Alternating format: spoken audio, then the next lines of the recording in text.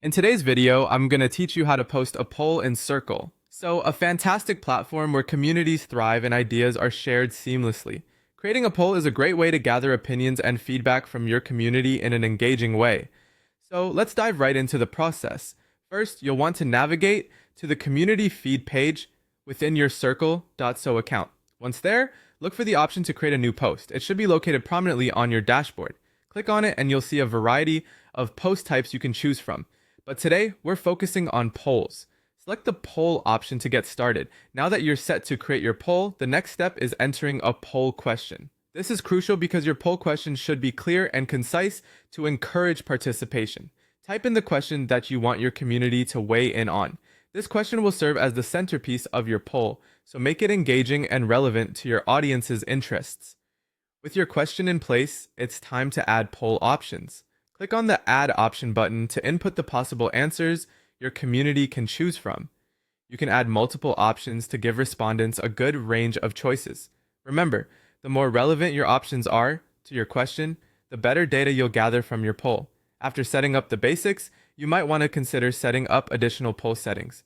While optional, these settings can enhance how your poll functions. For instance, you can toggle the option to allow multiple votes. If your question has more than one correct or suitable answer, allowing multiple selections can be very useful. Additionally, it's important to determine your poll's duration. Click on the Set Poll Duration option to choose an end date and time for your poll. This is essential for time-sensitive polls or when you're seeking responses within a specific time frame. Next up, ensure your poll is targeted to the right audience by adjusting the access or visibility settings. You can select options like members only or specify certain plans if you'd like the poll to be available exclusively to certain segments of your audience. Once satisfied with these choices, don't forget to click Save Changes. With everything set up, it's time to make your poll live. Click on the Post button and voila, your poll is now public and ready for your community to start participating. Lastly, after your poll has concluded, you'll probably want to see the results. Simply click on the poll post and navigate to the Results section.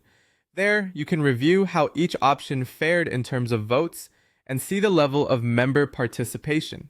Armed with this information, you're ready to gain valuable insights from your community. And that's how you post a poll in Circle. I hope you find this tutorial helpful and that your next poll generates lots of meaningful engagement. Thank you for watching.